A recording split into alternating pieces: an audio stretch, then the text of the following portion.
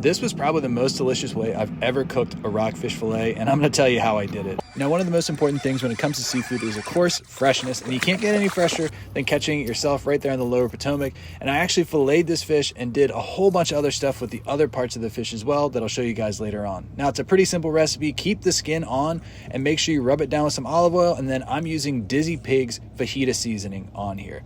Since you're keeping the skin on this fillet, you're going to want to make sure you coat this heavily. So when you're looking at seasonings to use, make sure you use one that doesn't have a ton of salt in it. Like, I would not cover this thing in Old Bay because it would just be way too salty. But you want the whole thing to be seasoned like I'm showing you here, because you're really only seasoning one side and you're putting it right down on top of the grill. So I took it down to my Rectech at 400 degrees, and after about 15 minutes, the fish flaked perfectly, and I have to say, this piece of rockfish was absolutely delicious. It was well seasoned, nice and tender, and super juicy.